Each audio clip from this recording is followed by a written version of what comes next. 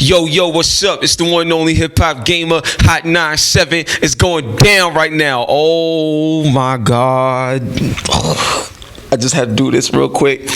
So finally, I got a chance to play Ghost Recon Wildlands, right? I played it at E3 like 6 months ago. And it's night and day in terms of the performance. So, like,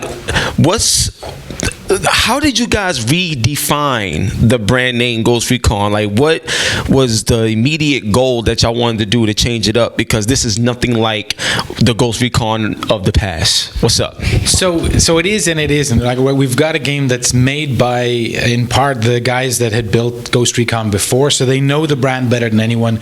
They know what's come before, but they also know what they wanted to do. If we could do anything, what would we do?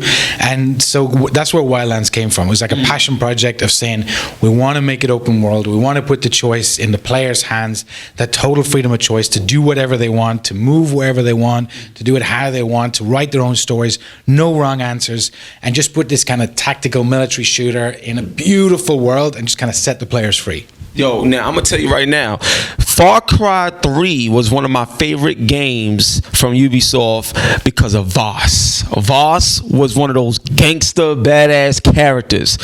And then y'all come with El Sueño. Look, you gotta get the belt. You gotta hold the belt just cause. Listen, El Sueño is like the hood's icon right now. The dude is crazy. I would love to know can you give a little bit of his backstory and what makes him so interesting in terms of his presence in the Ghost Recon world? Yeah, sure. So El Sueño is the head of the Santa Blanca cartel. That's something you've seen before. And really, this cartel is one that started out as a lot of cartels do, as a small gang. And in the story we're telling, he had a vision, a dream, where he was spoken to by the spirit of Santa Muerte, who told him to take over a country, to build up Santa Blanca, to be more than it was, more than it could be.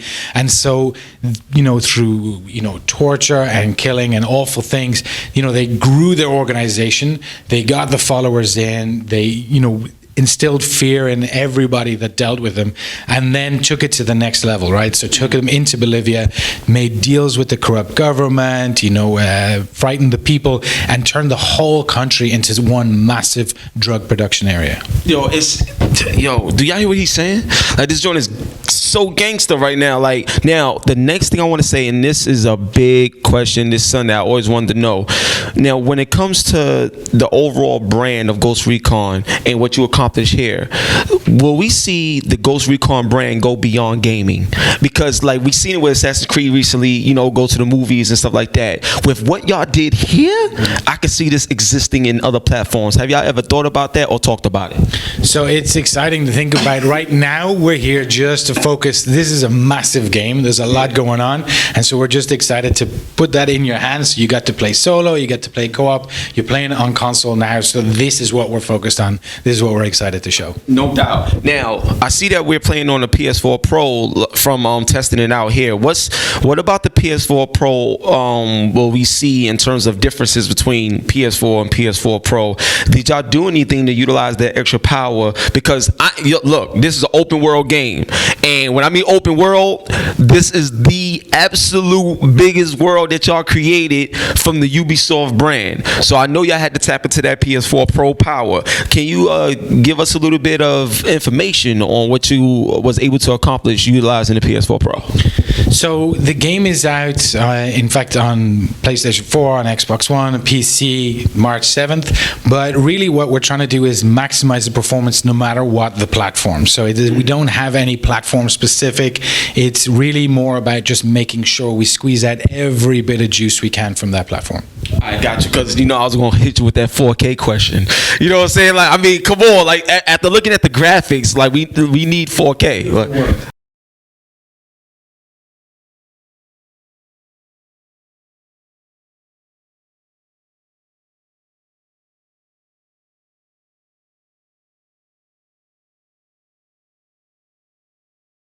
It's a beautiful. Yeah, it is. So now, one of the things that I want to say and commend you on was how each area of gameplay felt smooth in terms of reaction time. So like whether you're driving, whether it's a bike, whether it's the helicopter, everything felt smooth. Whether you're on foot with regular combat, everything felt smooth. So from a technical standpoint, putting all this stuff together, you know, what did you guys have to do to change the feel of the game from when we played it back 6 months ago to what we did now? What's some of the things that you guys did to accomplish this? So really, the biggest thing is not so much change as just iteration on what you saw before. We had a vision for the game that meant you had to be free to move the way you want, when you want. That means when you're on foot, when you want to jump on a Gatling gun or grab a plane, take off, when you want to hide in the trunk of a car and, you know, sneak up on some guys. That freedom of choice was there before, but obviously when we were excited to show you, but maybe it's still a little bit rough around the edges. Now we're showing you something that's a lot smoother, and so it's much more apparent, but it's not something we've changed. We've remained true to that vision we had when we set out, which was to just put the power back in the player's hands. Got you. Now, is this an always online title? If so, what type of options are you going to have when it comes to multiplayer and co-op and just that overall experience if it is always online? So it's not always online. You can absolutely play offline solo if you want. So you have the full game available to you if you play solo. You're going to be supported by 3 AI teammates. You'll be able to give them some basic orders. Nothing too heavy. We don't want you to have to micromanage your teammates. Now the AI is good though. Like the AI is really, really good. Now these guys will react to the way that you're playing. They're going to support your play style. So you can give them some orders, but most of the time they're just going to follow what you're doing, right? So if you're going to playing stealth, if you're marking, if you're doing a lot of recon, they're going to help you. You know, when things get heavy, they're going to open up. They're going to give you that support fire. Then if you decide you want to play co-op, then you're going to keep that same progression, that same game that you were playing with the AI. You're going to take that into the co-op, and we're going to merge the co-op that you're playing with the co-op I'm playing, and our progressions continue. We don't lose anything because we're playing with each other or because one of us had played 10 hours of solo beforehand. That doesn't matter, right? So we've got a mission system that allows you to drop in and drop out, and we want to basically remove any of the barriers you had for playing with friends. Yo, oh my God. I got 2 more questions for you. Oh my God. So now the next thing, like, because this is unbelievable, like to think what Ghost Recon is today. Now, I got to ask you this, and this is more of a personal question, but what was the first video game you ever played, or what was the game that made you want to become a game developer? Oh wow! See, I'm super old, so I'm gonna have to. I'm super old. So, nah, you don't look old. You just got the beard. No, I'm pretty old. It hides the face. I mean, like I don't remember the first one. I think like the first one I played was maybe Harrier Attack on like an Amstrad CPC, like an old. Oh like my God! It's like, you went back. Yo, like you went back. Or like a tape deck. You know, you had to put it in and press play and wait for it to finish and then turn the tape over. So it was old. Didn't even have a disc.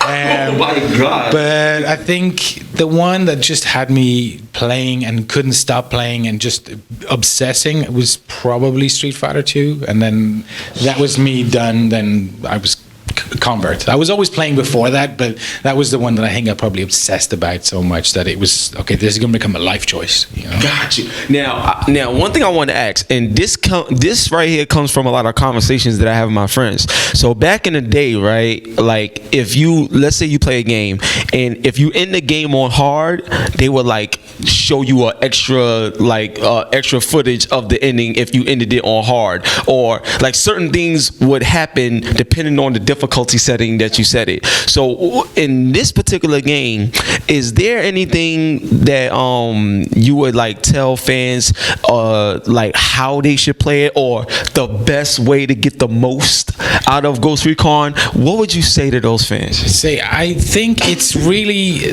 we don't have a different story depending on whether you play on hard. What we wanted to do was make sure that you could always play with your friends, right? So sometimes maybe you're someone who's just a hardcore shooter fan, or you're a hardcore Ghost Recon fan, or open world fan, or tactical shooter fan, and you play this game and you love this game and you play it a lot and you get your friends to play with you. But maybe if they're not up to speed with you, we didn't want to block their access. So we didn't want to restrict and have things that were exclusive to one difficulty level or another. Got you. But what we do have is tons of ways to play, so lots of different options when you're in the field, but especially in terms of that customization, I think that's the thing that something that players are gonna get really excited about, is not just making your Ghost look the way you want and kind of personalizing it to suit you, but also in the loadout, the tools, the equipment you're going to play with. Maybe you're someone who just doesn't like getting into firefights. You're going to hang back. We're going to give you lots of recon opportunities, lots of long range stuff, ways to make the factions fight against each other, so you don't always have to be in the middle of the fight. You're going to kind of manipulate those guys into taking each other out. Other times you want to be, heavy ordnance and explosives. You can do it the way you want. So rather than me saying like, oh, the best way is this way, there's ways that I'm going to play, but there's ways that you're going to play, but they're just going to be complementary. It's not that one's better than the other.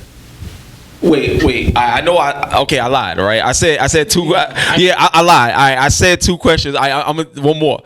Dog, you said you could make the factions fight against one another. Yeah. So check this out. So what if, like, can you take with one faction and make them stronger so that you can make them go against each other? Like, is that a possibility too? Yeah, absolutely. So what we're showing today is we've got the Unidad. These are the corrupt military forces. We've got the Santa Blanca, obviously the drug cartel that's there. You've also got the rebellion, these kind of impoverished local Bolivians that are trying to fight back, but they got zero support.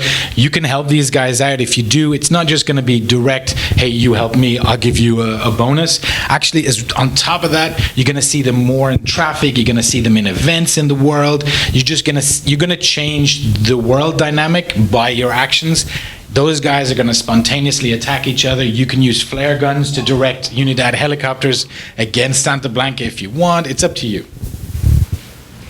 Yo, it's over. All right, it's over. Dude, one love and God bless, man. Thank you so much for your work on Ghost Recon, and it comes out March 7th. March 7th, Xbox One, PlayStation 4, and PC. And will the PC version, because a lot of times nowadays people always they want to know all the features that the PC version will have.